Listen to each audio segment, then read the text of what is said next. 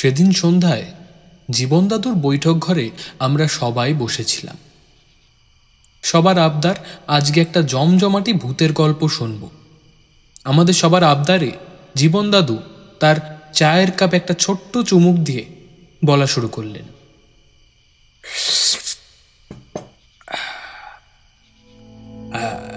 তো এ আমার আরো ছেলেবেলাকার গল্প।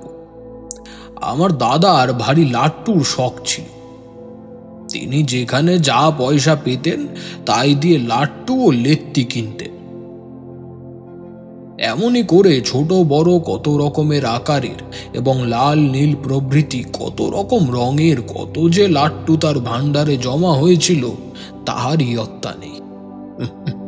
সেই সব লাট্টু নিয়ে মাটিতে একটা প্রকাণ্ড গোল দাগ কেটে তার মধ্যে একটার পর একটা লাট্টু ঘুরিয়ে তিনি যখন ফেলতেন, তখন মনে হয় যেন দেখতে দেখতে মাটির বুকের উপরে একখানি ছোট্ট মরশুমি ফুলের ক্ষেত বিচিত্র রঙের ঝলমলানি নিয়ে গজিয়ে উঠল। লাট্টুর সেই শোভা এখনো যেন আমার চোখে লেগে আছে। দাদার মতন তেমনতর লাট্টু ঘোরাতে এ পর্যন্ত আমি আর কাউকে দেখলাম না। আমার চোখে তিনি ছিলেন লাট্টু খেলার ওস্তাদ শিল্পী। দাদার দেখে দেখে আমারও লাট্টু ঘোরাবার খুব ইচ্ছে হতো, কিন্তু উপায় ছিল না। দাদা আমাকে লাট্টুর গায়ে হাত পর্যন্ত দিতে দিতেন না, পাছে লাট্টু খারাপ হয়ে যায়। লাট্টুকে তিনি যেন প্রাণের চেয়েও বেশি ভালোবাসতেন। তাদের কত আদর যত্ন ছিল, গায়ে একটু ময়লা লেগে থাকবার জো ছিল না। কোনো রকমে তাদের গায়ে একটু চোট লাগলে মনে হতো সে চোট বুঝি দাদার বুকেই লেগেছে। আমি বড্ড কাকুতি মিনতি করলে তিনি কখনো কখনো লাট্টুর গায়ে একটিবার আমাকে শুধু হাত বুলোতে দিতেন। লাট্টুর সেই স্পর্শটুকু আমার যে কি আনন্দ হতো কি বলবো। তবু মন থেকে লাট্টু ঘোরাবার লোভ ছাড়তে পারতাম না। বাবা মা যে কেন আমায় একটা লাট্টু কিনে দেননি তা আমি এখনো ঠিক বলতে পারি না, এবং আমিও যে কেন লাট্টুর জন্য মায়ের কাছে কোনোদিন বায়না ধরিনি তাও আমার মনে পড়ে না। কেবল মনে পড়ে সেই ছেলেবেলায় লাট্টু ঘোরাবার কি ব্যাকুলতাই না বুকের মধ্যে ছটফট করে ঘুরে বেড়াতো। দাদা কিছুতেই লাট্টু ছুঁতে দিতেন না। বোধহয় সেই জন্যই ওই ব্যাকুলতা দিন দিন অত প্রবল হয়ে উঠেছিল, আমায় যেন খেপিয়ে তুলেছিল। দাদা স্কুলে গেলে আমি সারা দুপুরটা বাড়িময় তার লাট্টুর গুপ্ত আস্তানা খুঁজে খুঁজে বেড়াতাম, কিন্তু তিনি এমন করে লুকিয়ে রাখতেন যে কিছুতেই তা বের করতে পারতাম না। মন আরো ছটফট করত।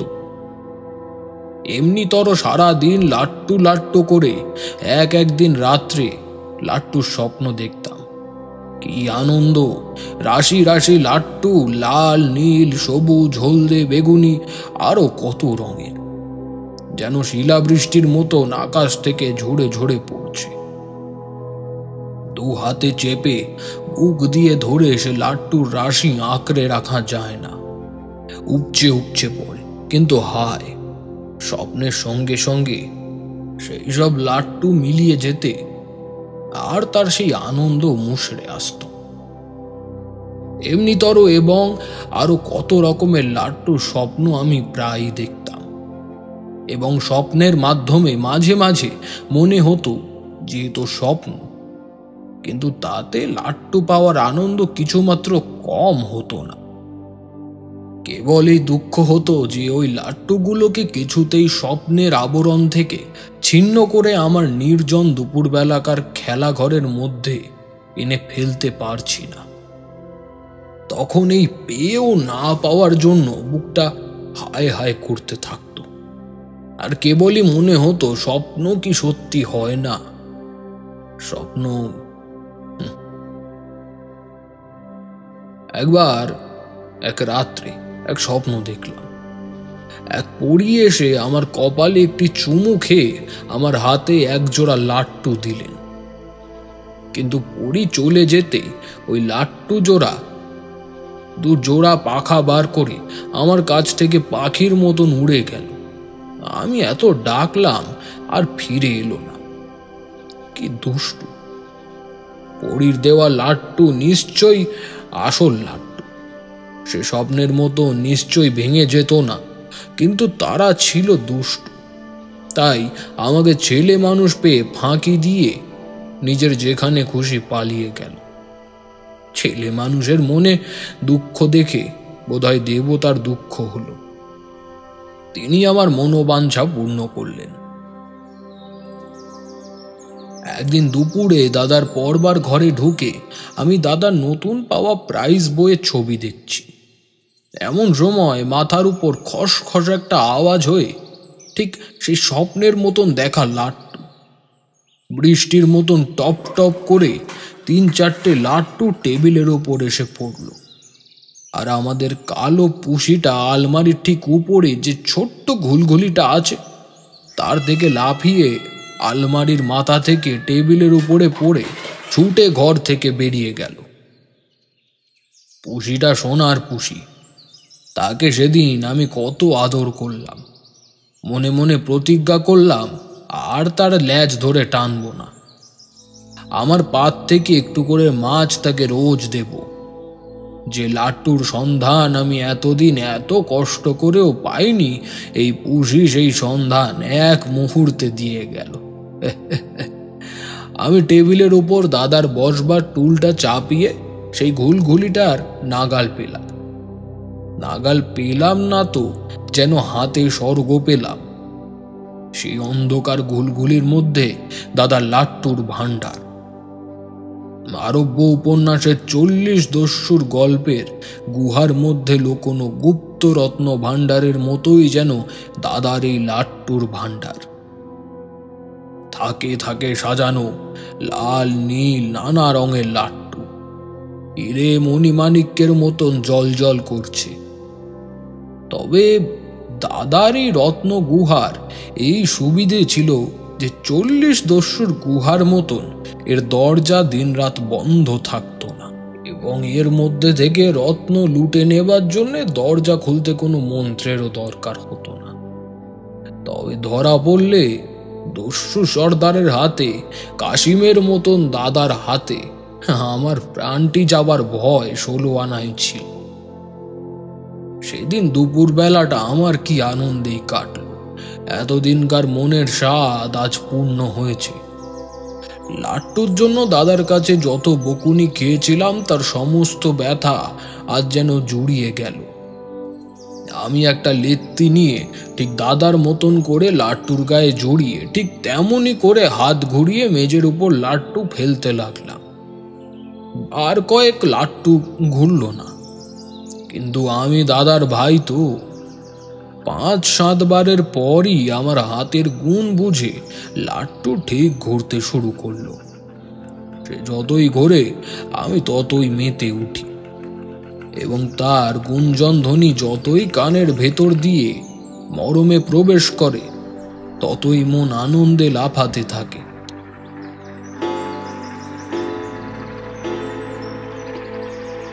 হঠাৎ দেওয়াল ঘড়ি থেকে 3টের ঘা খেয়ে আমি চমকে উঠলাম। তাড়াতাড়ি লাট্টুগুলোর গা থেকে ধুলো ময়লা মুছে সেগুলোকে সেই গোলঘুলির মধ্যে লুকিয়ে রেখে দাদার পড়বার ঘর থেকে পালিয়ে গেলাম। দাদার যে এইবার স্কুল থেকে আসবার সময় হয়েছে, এরপর থেকে আমার আর লাট্টুর দুঃখ রইল না। এক ছুটির দিন ছাড়া রোজ দুপুরে দাদার পড়বার ঘরে আমি মনের স্বাদে লাট্টু ঘোরাতাম। কিন্তু এই দুঃখ হতো যে একলব্যের মতন এই নির্জন সাধনায় আমি লাট্টু ঘোরানোতে যে কত বড় ওস্তাদ হয়ে উঠেছি তা দেখাতে পারলাম না দাদাকে। আমার লাট্টু ঘোরানো দেখে দাদা যে কতখানি চমকে উঠবে তা মনে মনে কল্পনা করেই আমি আনন্দ পেতাম। কিন্তু চিরদিন সমান যায় না। গ্রীষ্মের ছুটি এসে পড়ল। দাদার স্কুল যাওয়া বন্ধ, আমার লাট্টু ঘোরানোও বন্ধ। মনের মধ্যে আবার তেমনই ছটফটানি শুরু হলো।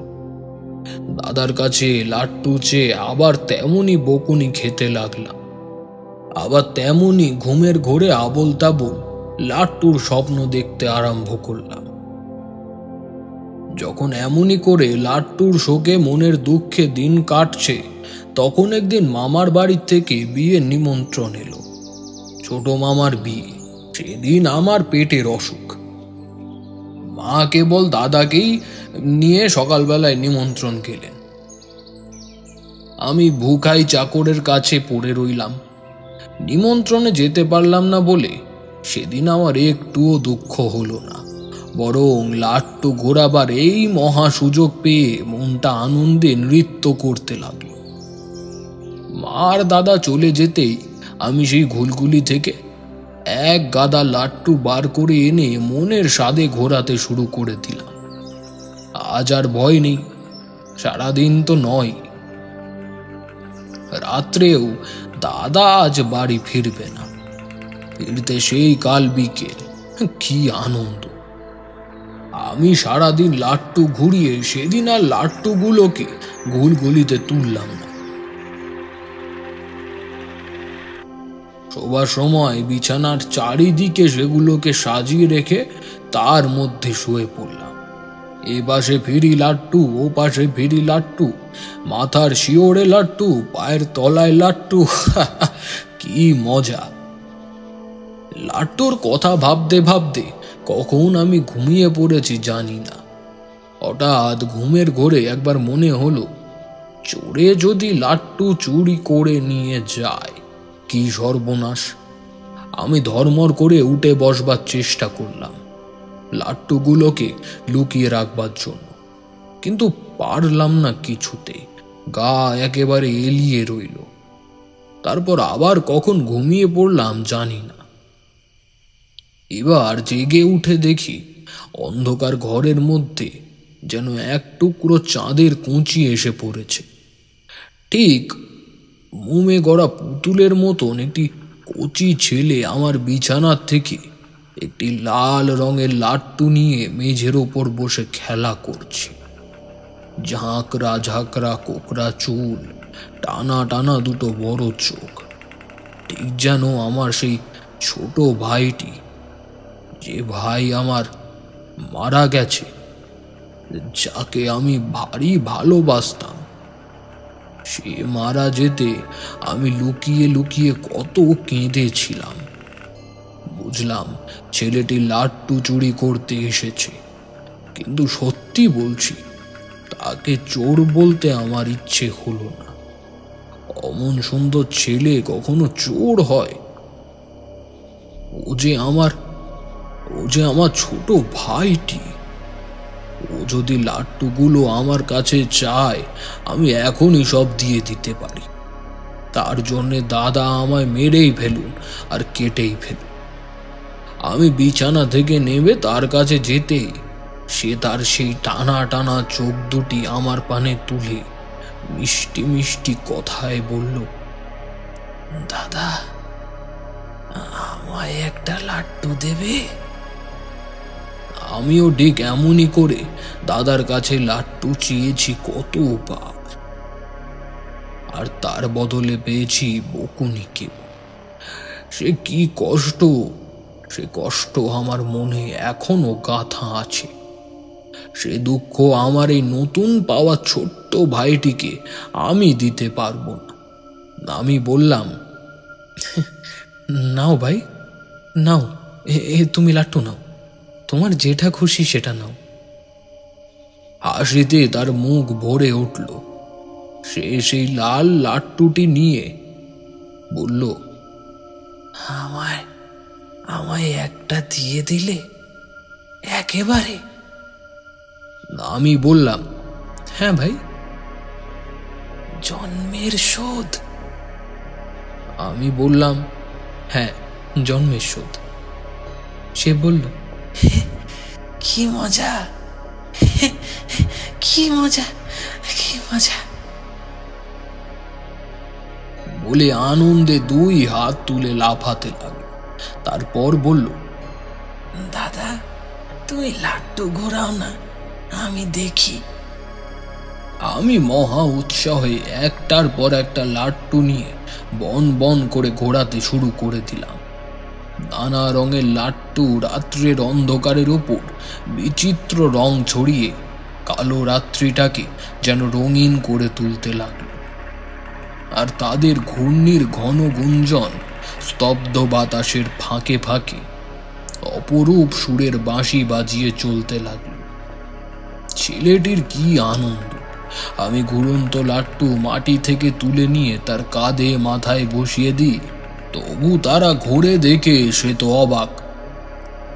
কখনো সেই লাট্টু নিজের আঙুলের নখের ছোট্ট ঘেরটুকুর মধ্যে বসিয়ে রেখে তাকে ঘোরায়, কখনো মাটিতে না ফেলে শূন্য থেকে ঘুরন্ত লাট্টু হাতের উপর তুলে নি, কখনো দু হাতে দুটো লাট্টু নিয়ে ঘুরিয়ে ফেলতে না ফেলতেই এ হাতের লাট্টু ও হাতে ধরে নি, ও হাতেরটা এই হাতে নি, এমনই করে যত কসরত থাকে তাকে দেখায়, ততই সে আনন্দে হাততালি দিয়ে ওঠে আর আমায় বাহবা দেয়।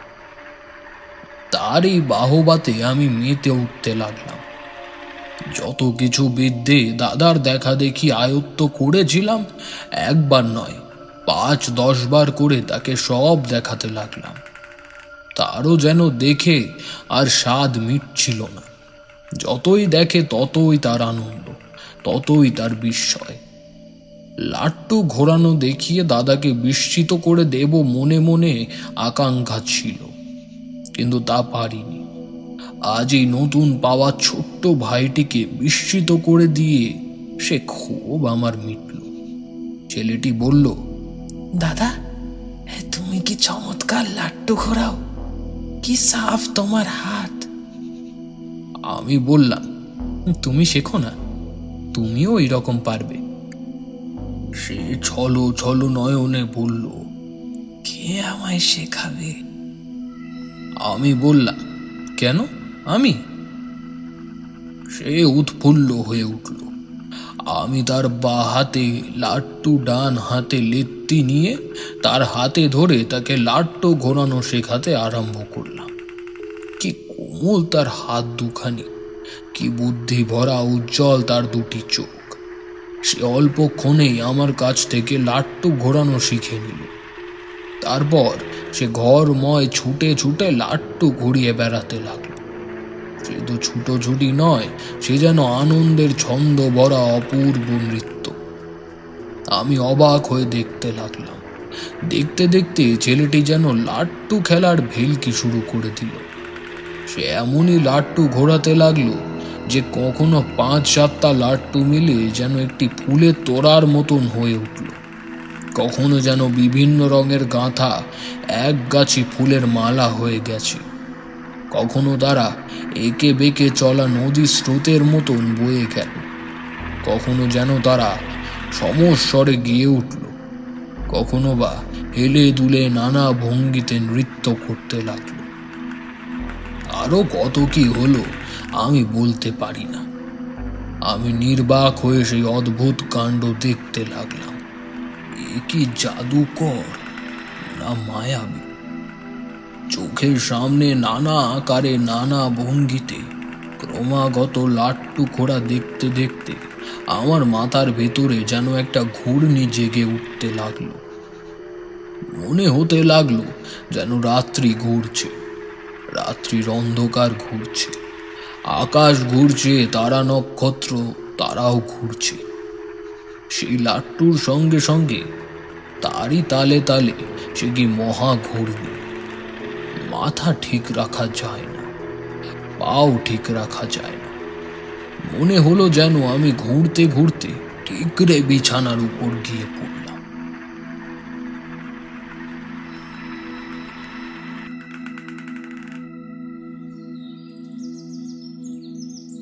পরদিন দাদা নিমন্ত্রণ থেকে ফিরে বাড়িতে এক কুরুক্ষেত্র কাণ্ড বাঁধিয়ে বসলেন। তার একটা লাল লাট্টু খোয়া গেছে, কে নিয়েছে তাই নিয়ে মহা হইচই। আমি চুপ। আমি যে সেই লাট্টুটি গত রাত্রে আমার সেই ছোট্ট ভাইটিকে দিয়ে দিয়েছি সে কথা আর সাহস করে দাদাকে বলতে পারলাম না, কিন্তু ধরা পড়ে গেলাম। কুঞ্জদাসী দাদাকে বলে দিল যে কাল সে আমাকে লাট্টু নিয়ে খেলতে দেখেছে। দাদা আর কথাটি নয়, একেবারে ধাঁ করে এসে সজোরে একটা চর আমার গালে কষিয়ে দিলেন। আমি সেই চর খেয়ে ঘুরে পড়লাম। জ্ঞান হলো কতক্ষণ পরে জানি না। জেগে দেখি মায়ের কোলে শুয়ে আছি, কপালে জলপট্টি বাঁধা। দাদা যে কোথায় দেখতে পেলাম না। সন্ধ্যার দিকে সমস্ত শরীর আচ্ছন্ন করে আমার খুব জ্বর এলো। মা আমার মাথায় হাত বুলোতে বুলোতে বলতে লাগলেন, বাবা তুমি ভালো হও, আমি তোমায় অনেক লাট্টু কিনে দেব। মায়ের এই কথাগুলো আমার বেশ লাগছিল, কিন্তু জ্বরের আচ্ছন্নতায় তার কোনো কথারই উত্তর দিতে পারলাম না। মা আমায় লাট্টু দেবেন, অনেক লাট্টু, রাশি রাশি লাট্টু।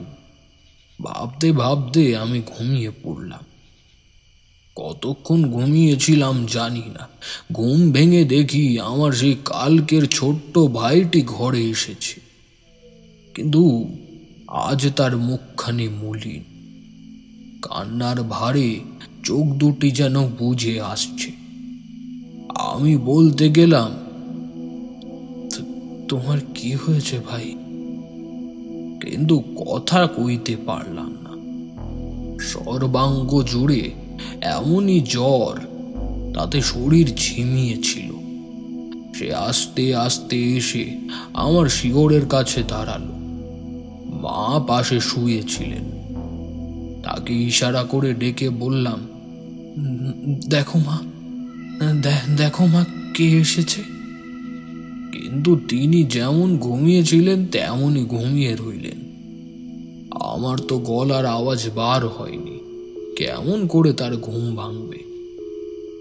ছেলেটি তার সেই ননির মতো নরম হাত দিয়ে অতি আস্তে আস্তে আমার সেই গালটি বুলিয়ে বুলিয়ে দেখতে লাগলো, যে গালে দাদা সজোরে এক চর কষেছিল।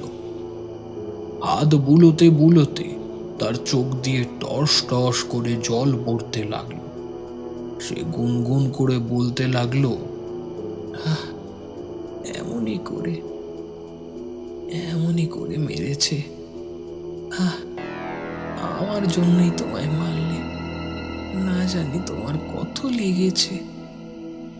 কি মিষ্টি তার স্পর্শ, কি মিষ্টি তার গলার স্বর। আমার ভারী ভালো লাগছিল তার সেই হাত বুলোনো, তার সেই কথা শুনতে। কত কথা তাকে বলবার ইচ্ছে হচ্ছিল, কিন্তু কিন্তু কিছুতেই বলতে পারলাম না। টুপ করে আবার এক ফোঁটা চোখের জল আমার গায়ে পড়ল। আমি বললাম, কাঁদো কেন ভাই?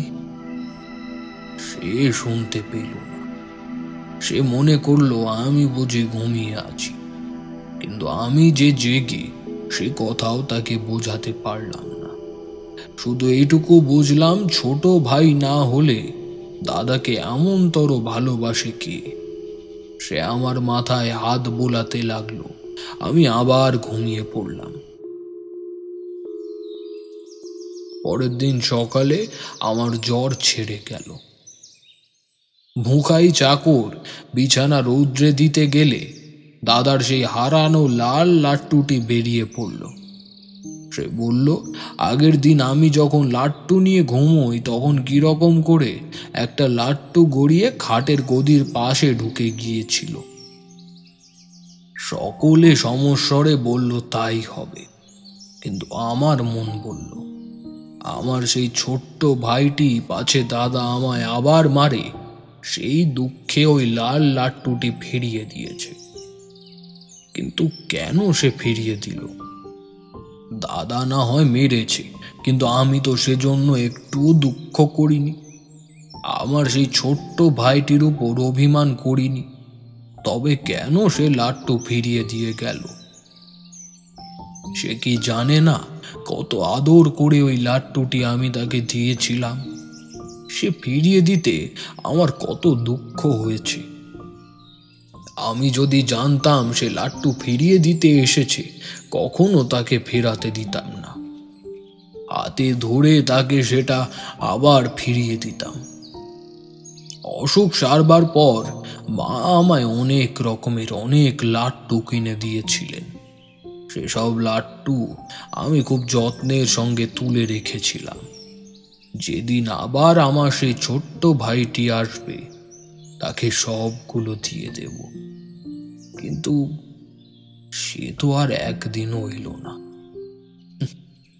কেন তা জানি না। কি সবাই ওইভাবে তাকিয়ে আছো কেন? ঠিক ভূতের গল্পটা জমলো না না? আরে বাবা, ভূত কত রকমের আছে আর কোথায় বা আছে। সব যদি ভূতের গল্প শোনো তাহলে এই মানুষের জীবনের গল্প, বিভিন্ন রকমের গল্প, এগুলো কোথায় যাবে? তাই তোমাদের আমি শুধু ভূতের গল্প না, মানুষের গল্প, মানুষের জীবনের গল্প, প্রকৃতির গল্প, সব রকমই গল্প শোনাবো। আজকে আমার জীবনের একটা তোমাদের গল্প শোনালাম, জীবন দাদুর জীবনের গল্প। নমস্কার, আমি সন্তু। রাজদেবী 2.0-তে আজকে আপনারা শুনছিলেন শ্রী মণিলাল গঙ্গোপাধ্যায়ের কলমে লাট্টুর ঘূর্ণি গল্প অবলম্বনে আমাদের এই নিবেদন। আপনাদের গল্পটি কেমন লাগলো জানাতে ভুলবেন না আপনাদের মূল্যবান কমেন্টসের মাধ্যমে। আর যদি আমাদের গল্প আপনাদের ভালো লেগে থাকে, আমাদের চ্যানেলটিকে সাবস্ক্রাইব করে এবং আপনাদের পরিচিত মহলে আমাদের ভিডিওগুলিকে শেয়ার করতে কিন্তু ভুলবেন না। আমাদের এই চ্যানেলে শুধু কিন্তু ভূতের গল্প হয় না, এখানে হয় বিভিন্ন রকমের বিভিন্ন স্বাদের গল্প, যেমন কি গোয়েন্দা, ভূত, রহস্য, রোমাঞ্চ এবং ঐতিহাসিক গল্প। আমাদের চ্যানেলটিকে যদি আপনারা আর্থিকভাবে সাহায্য করতে চান তবে আমাদের ডেসক্রিপশন বক্সে দেওয়া ইউপিআই আইডিতে গিয়ে আমাদের আর্থিক সাহায্য পাঠাতে পারেন। তাতে আমরা আপনাদের জন্য নতুন নতুন এবং বিশেষ বিশেষ গল্প আনতে পারব। আজকের জন্য এইটুকুই। দেখা হবে আরও একটি রোমাঞ্চকর গল্পের সাথে। ততদিন সঙ্গে থাকুন এবং শুনতে থাকুন রাজদেবী প্রোডাকশন এবং রাজদেবী 2.0।